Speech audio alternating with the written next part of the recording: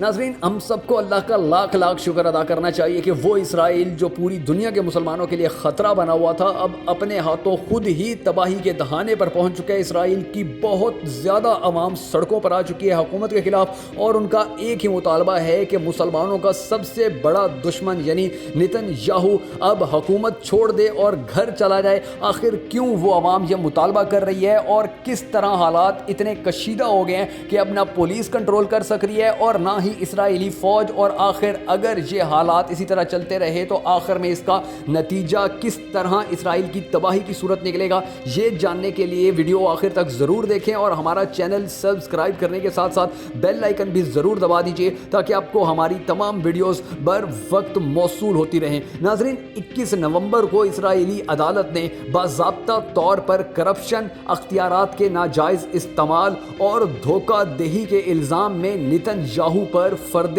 جرم عائد کی تھی اور کہا تھا کہ اس کو اب تحقیقات کے دائرے سے نکلنا مشکل ہو جائے گا، اس کو اب تحقیقات کروانی پڑیں گی، اس کی تفتیش ہوگی۔ لیکن نتن یاہو اپنے اداروں کو بالکل ہاتھ ہی نہیں دے رہا تھا، اور جس کے بعد عوام جو ہے وہ سڑکوں پر آ گئی کہ بھائی تم نے کرپشن کی ہے، تم نے پیسہ کھایا، تو اب تم کیوں عدالتوں کی بات نہیں مان رہے ہو، اور عوام نے سڑک پر آ کر مظاہرے کرنے شروع کر دیے، اور پھر آہستہ آہستہ یہ مظاہرے بڑھتے چلے گئے، اتنے بڑھے کہ اب نتن یاہو کے گھر کے سامنے مظاہرے ہوتے ہیں اور وہاں پر فوج اور پولیس بے بس ہو جاتی ہے کہ کس طرح ان مظاہرین کو روکے۔ اور جولائی 2020 میں اسرائیلی وزیر اعظم کے گھر کے باہر ایک ایسا احتجاجی مظاہرہ کیا گیا تھا کہ جس میں ناظرین 6000 لوگ شامل تھے، اور پوری دنیا جانتی ہے کہ اسرائیل اور امریکہ کے صدور اور وزیر اعظم جب کسی بات پر ایک دوسرے کی مخالفت کرتے ہیں تو اسی طرح کے مظاہرے اور توڑ پھوڑ دوسرے ممالک میں شروع کروا دیتے ہیں۔ ایک طرف یہ ملک کہتے ہیں کہ اگر کسی دوسرے ملک میں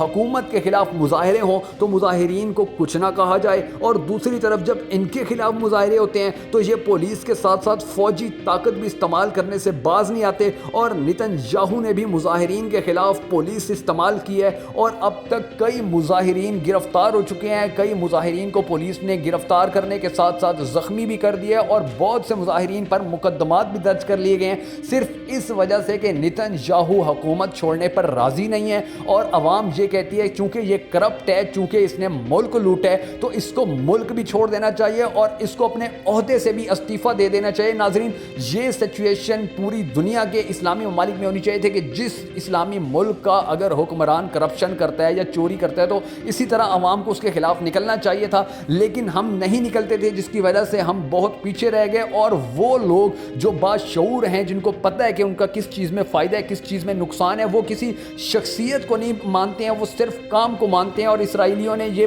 اب ثابت کیا ہے کہ انہوں نے نتن یاہو جو ہمیشہ کہا کرتا تھا میں اسرائیل کو گریٹر اسرائیل بناؤں گا، میں مسلمانوں کو کھا جاؤں گا، میں اسلامی ممالک کو تباہ و برباد کر دوں گا، میں اسلامی ممالک اور مسلمانوں کو کچھ نہیں چھوڑوں گا، ان کے پلے کوئی طاقت نہیں رہنے دوں گا، اور ان نعروں پر اسرائیلی عوام خوش بھی بہت ہوتی تھی۔ لیکن جب سے اسرائیلی عدالت نے کہا ہے، جب سے اسرائیلی عدالت نے بتایا کہ بھائی یہ نتن یاہو کرپشن میں ملوث تھا، اس نے ملک لوٹا ہے، تو وہاں کی عوام اب بالکل نہیں رک رہی ہے، اور یہ مظاہرے روز بروز بڑھتے چلے جا رہے ہیں۔ اب جس ملک کے عوام کے مظاہرے فوج کے کنٹرول سے نکل جائیں، پولیس کے کنٹرول سے نکل جائیں، تو ظاہری بات ہے کہ اس ملک میں تباہی آتی ہے، وہاں کی معیشت بیٹھ جائے گی، وہاں کے سرکاری دفاتر بند ہو جائیں گے، وہاں کے کام رک جائیں گے، اور یہ سارا کچھ اس وقت اسرائیل میں ہو رہا ہے۔ اور اگر یہ مظاہرے نہیں رکتے ہیں تو انشاءاللہ بہت جلد پوری دنیا اور خصوصاً اسلامی ممالک دیکھیں گے کہ مسلمانوں کا سب سے بڑا دشمن ملک اسرائیل